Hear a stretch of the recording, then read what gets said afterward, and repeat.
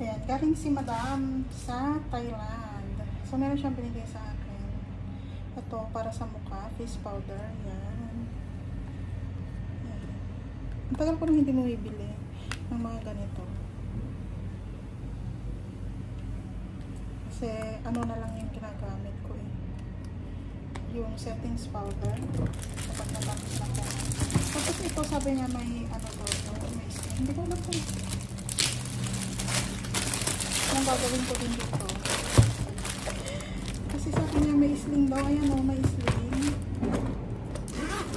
Sabi niya, kung ayaw mo, ibigay mo sa anak mo. So, where's the sling? Ayun. Meron siyang sling dito. Ayun. Tapos itong isa, hindi ko alam kung ano. Ayaw mas makapal. Ayan. Mas makapal siya. So, pero parang mas maganda kung yung mas malapad yung lagay natin. Hindi ko alam kung bakit kung binibili niya. So, anong gagawin ko?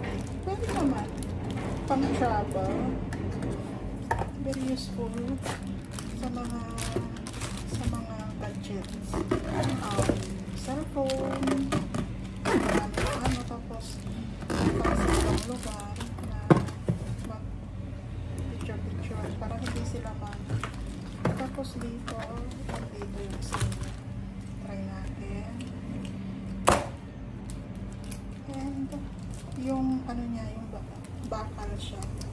Hindi siya yung plastic. So, hindi siya yung mabilis na ito. Kasi metal. Hindi siya yung makapal na plastic.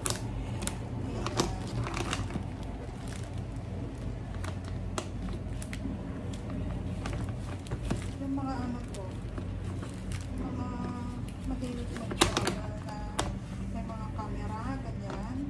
Pwede ito. Pwede kong gamitin to pagbalik ko ng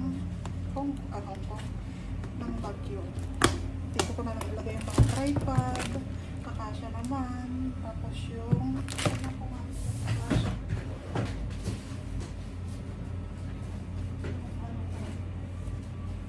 kasya yata. Ito yung camera ko na tapos yung hindi ko alam kung saan ko nilagay yung cam. Ito yung pang underwater. Pwede naman ito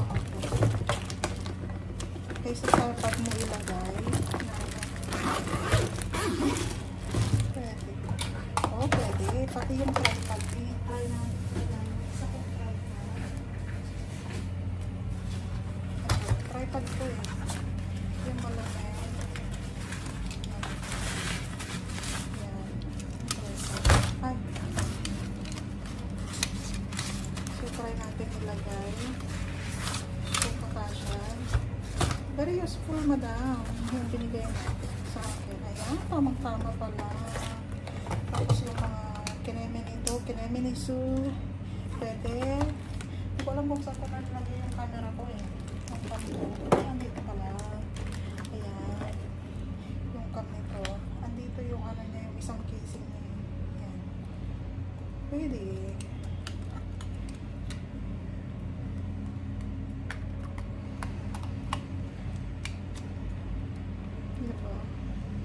Ay, umayos ka, wag mo akong ano. Ayan. Hindi ko na siya ilalak. Ang hirap tanggalin kapag nalak na siya.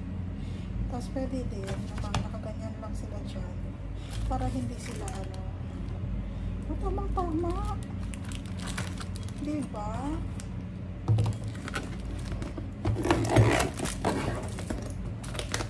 Anong tama yung tingin ni madam? Para sa akin.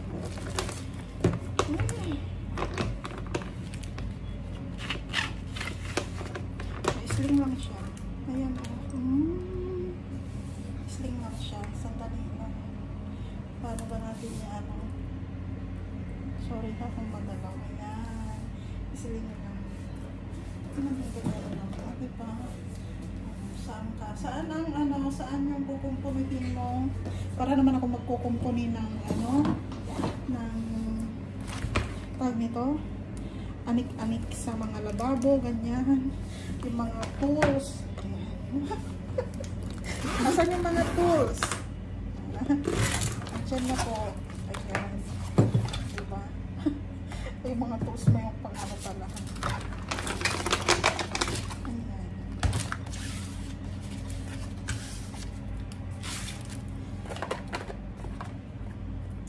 Popular brand sabi niya. Siguro sa ano, popular brand. Ano sinasabi niya? Hindi ko alam kung sa ano po. Sa airplane to. Kasi Amore Pacific sabi niya. Pang ano sa airplane eh. Ewan ko ba? Kung binili ba niya or ano. Kasi hindi ko sure kung free ito ng airline or binili niya sa ano. I'm not sure. Hindi ko na rin naman tinanong bakit siya bumili ng ganito.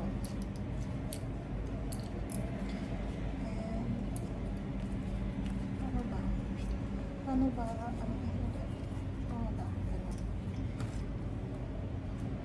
Balik natin dahil kita naman ito magagamit. Sa Pilipinas pa ito magagamit. At iuwi ko next year. Dahil uwi ako next year. Tapos, iiwan ko na doon ito.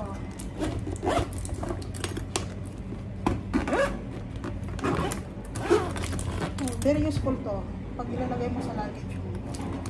Yung mga hindi pwedeng mabasa, gusto mong iuwi. Pwede mo siya ilagay dito.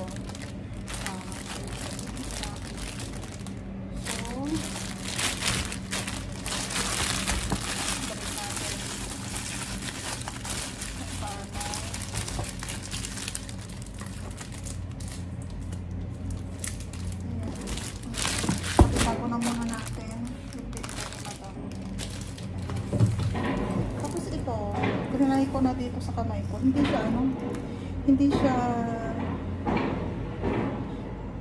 ko alam kung ano ba sa kulay ng aking skin tone. Basta i-try ko na muna. Kung hindi maganda sa aking face lock, i-ano ko na po, ibibigay ko sa palapit ko. Ayan. Yan lang yung binigay nila na kasalubong galing Taiwan.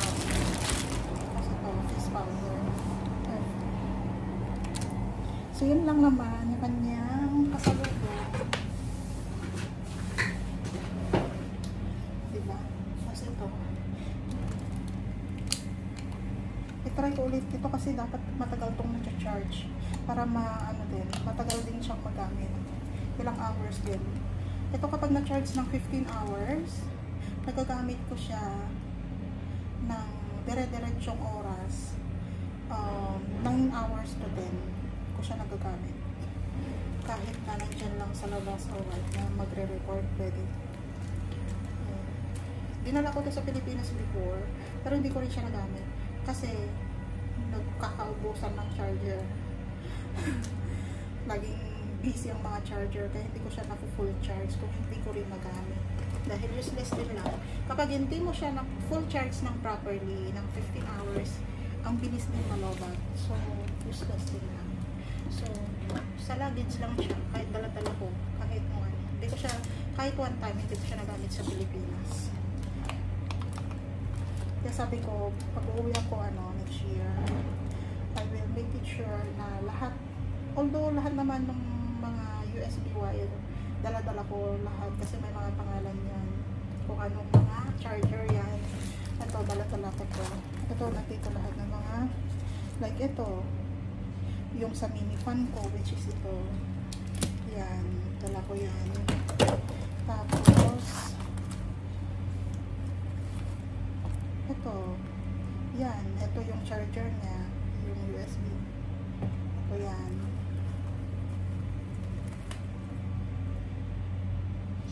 Tapos ito, ano to, charger ng basta dinala ko lang para in case na yung may mga old phone na mga pwede yung hindi type C.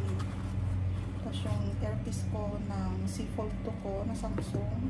Tapos yung ng iPad ko na nasira, nag-bloated yung battery. Sa kagalingan ko, tinapon ko kaagad sa basurahan yung iPad. Tapos after ko natapon, how many days, saka ko lang na-realize na bakit ko nga pala tinapon yung aking iPad. pwede pang palitan ng battery. O diba? Ang galing. Hindi ko naisip yun na pwede kong papalitan sa Pilipinas. Dito kasi mahal. So, hindi ko yung kagad naisip. Napauwi pala ako, pwede kong papalitan sa Pilipinas. Pero, natapon na. So, ayun. Yung USB charging niya, USB wiring niya, hindi ko tinapon. Pero yung iPad mismo, tinapon ko. Diba? Ang galing mag-isip. So, ayun lang naman yung pasalubong ni Madam galing Taiwan. And thanks for watching.